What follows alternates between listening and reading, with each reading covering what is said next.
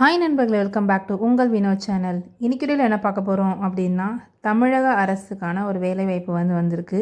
12th படிச்சிருந்தா போதும் அப்படின்றது சொல்லியிருக்காங்க. இந்த ஜாப் என்னென்ன எலிஜிபிலிட்டி, எப்படி அப்ளை பண்ணுறதுன்னு பார்க்கலாம். அதுக்கு முன்னாடி நம்ம வீடியோ நீங்கள் ஃபஸ்ட் டைம் பார்க்குறீங்க அப்படின்னா மறக்காமல் சப்ஸ்கிரைப் பண்ணிவிட்டு பக்கத்தில் பெல் பட்டனை கிளிக் பண்ணி வச்சுக்கோங்க. அப்போ தான் நான் ஒரு நோட்டிஃபிகேஷனில் காட்டும். வீடியோ ஸ்கிப் பண்ணாமல் ஃபுல்லாக பாருங்கள். வாங்க வீடியோக்குள்ளே போகலாம்.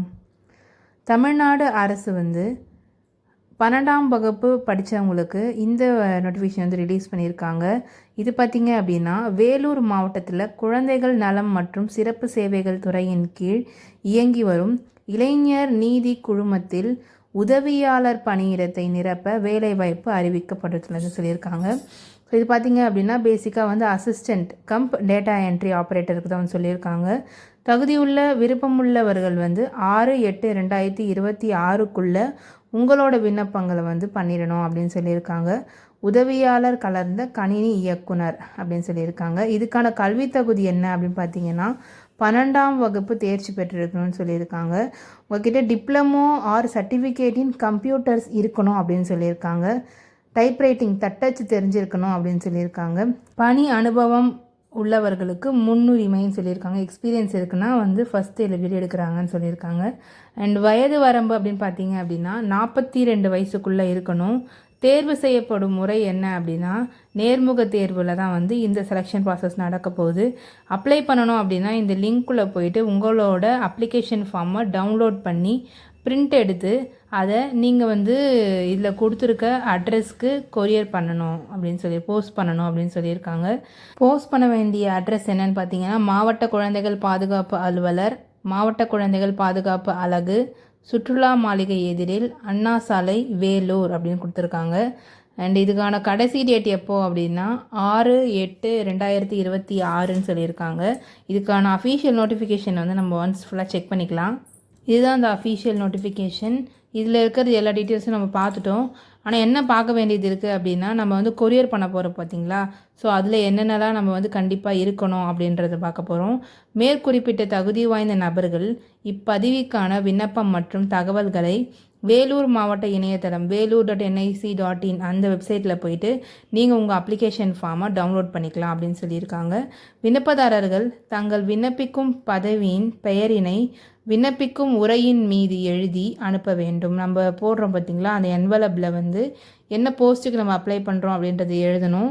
மேலும் 25 அஞ்சல் விலை ஒட்டிய சுயவிலாசமிட்ட உரையினை விண்ணப்பத்துடன் பட வேண்டும் அப்படின்னு சொல்லியிருக்காங்க. ஸோ 25 ஸ்டாம்ப் இருக்குது பார்த்திங்களா, அதை ஒட்டி நம்ம அனுப்பணும்னு சொல்லியிருக்காங்க.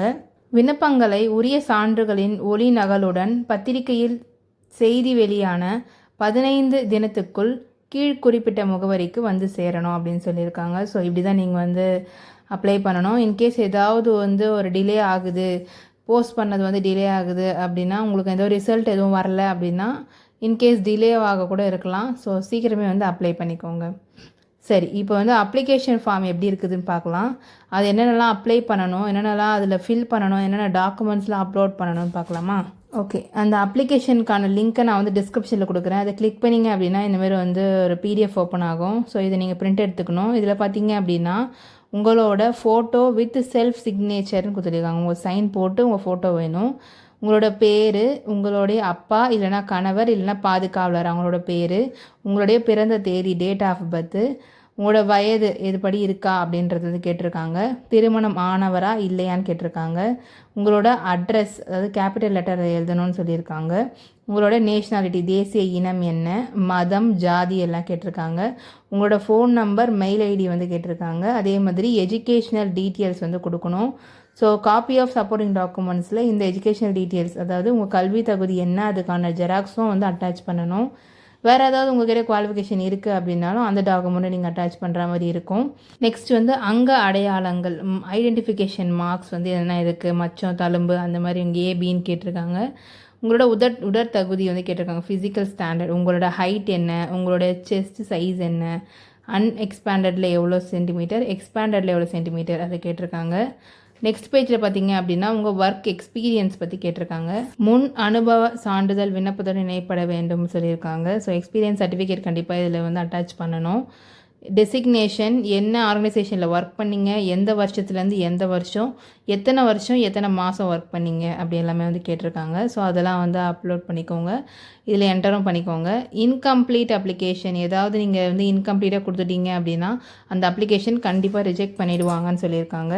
நெக்ஸ்ட் பார்த்தீங்க அப்படின்னா உறுதிமொழி வந்து கொடுத்துருக்காங்க. நான் திருமதி செல்வி அப்படின்னு போட்டு உங்களுடைய உங்கள் தகப்பனாரோட பெயர் வந்து எழுதணும்னு சொல்லியிருக்காங்க. இதனால் தெரிவிக்கக்கூடிய என்னவென்றால் இவ்விண்ணப்பம் நான் அளித்த தகவல்களை இணைத்துள்ள சான்று எழுத்து எல்லாமே வந்து உண்மைதான் அப்படின்றது சொல்லியிருக்காங்க. ஸோ அது வந்து தமிழ், இங்கிலீஷ் ரெண்டுத்துலேயும் இருக்குது. அது ரெண்டுத்தையும் ஃபில் பண்ணிவிட்டு உங்கள் சைன் போடணும். ஸோ அவ்வளோதான். இதில் சைன் எல்லாமே போட்டுட்டு உங்களோட எஜுகேஷ்னல் டீட்டெயில்ஸ்க்கான டாக்குமெண்ட்ஸ் எல்லாமே ஒரு காப்பி வந்து இதில் அட்டாச் பண்ணிக்கோங்க. அட்டாச் பண்ணிவிட்டு உங்கள் கவருக்கு மேலே வந்து என்ன போஸ்டிங்க்கு அப்ளை பண்ணுறீங்க அப்படின்றத போஸ்ட் பண்ணிவிட்டு 25 ரூபாய்க்கான ஸ்டாம்ப் வந்து அதை ஒட்டி நம்ம அனுப்பணும் அப்படின்னு சொல்லியிருக்காங்க. ஸோ அவ்வளோதான். ஸோ எப்படி அப்ளை பண்ணுறது, என்னென்ன டீட்டெயில்ஸ் அப்படின்றது உங்களுக்கு தெரிஞ்சிருக்கும். வேறு ஏதாவது டவுட்ஸ்னால் மறக்காமல் வந்து கமெண்டில் சொல்லுங்கள். இந்த வீடியோ உங்களுக்கு யூஸ்ஃபுல்லாக இருந்திருக்கும் அப்படின்னு நினைக்கிறேன். இந்த மாதிரி நிறைய அப்டேட்ஸ் உங்களுக்கு தெரிஞ்சுக்கணும் அப்படின்னா மறக்காமல் நம்ம சப்ஸ்கிரைப் பண்ணி, ஃபாலோ பண்ணி, லைக் பண்ணி, ஷேர் பண்ணி, உங்களால் என்ன முடியுமோ எல்லாமே பண்ணுங்கள். நெக்ஸ்ட் வீடியோவில் பார்க்கலாம். டாடா.